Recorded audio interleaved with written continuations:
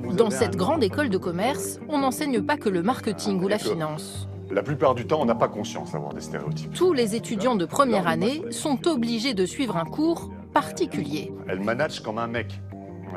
Ça veut dire que vous avez des styles de management qui sont en décalage avec ce qu'on attend de vous en tant que femme. 3 heures pour sensibiliser ces futurs managers aux stéréotypes de genre qui nourrissent les inégalités hommes-femmes dans la société comme dans les entreprises. Si vous dites que les hommes sont aventuriers, agressifs, actifs, indépendants et audacieux, c'est un stéréotype. Les femmes sont sensibles, émotionnelles, douces, bavardes, sentimentales, empathiques, sociables. C'est un stéréotype. Est-ce qu'on va penser à vous pour des postes à responsabilité? Il vaut mieux quelqu'un d'entreprenant, d'indépendant et de lagnac, que d'avoir une femme douce, gentille, sentimentale, pleine de bons sentiments.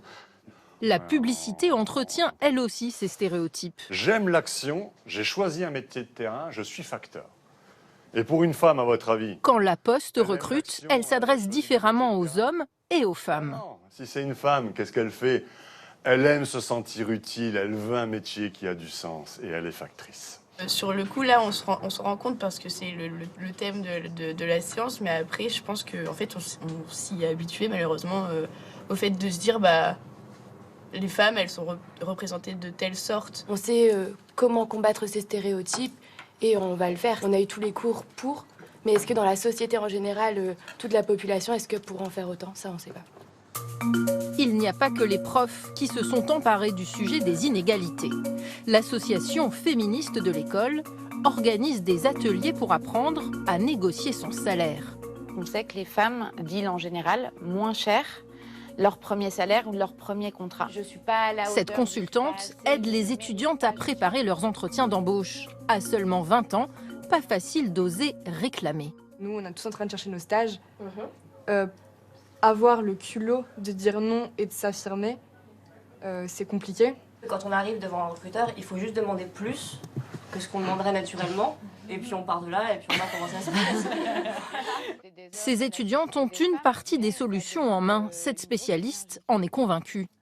Le principe de l'échange est fondamental parce qu'il permet de raisonner chez chacune et chez chacun. C'est-à-dire, si moi, je ne travaille pas là-dessus, du coup, je continue d'entretenir d'une certaine façon une situation d'inégalité. Un message reçu 5 sur 5 par les membres de l'association féministe déterminée à faire bouger la situation. Pour sa présidente, plus question d'accepter un salaire inférieur.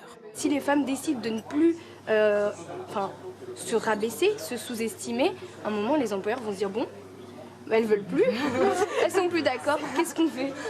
On les embauche et c'est à nous en tant que femmes de dire vous ne voulez pas me mettre le même salaire que Pierre, Paul ou Jacques, eh bien monsieur, je prends mes compétences et je m'en vais.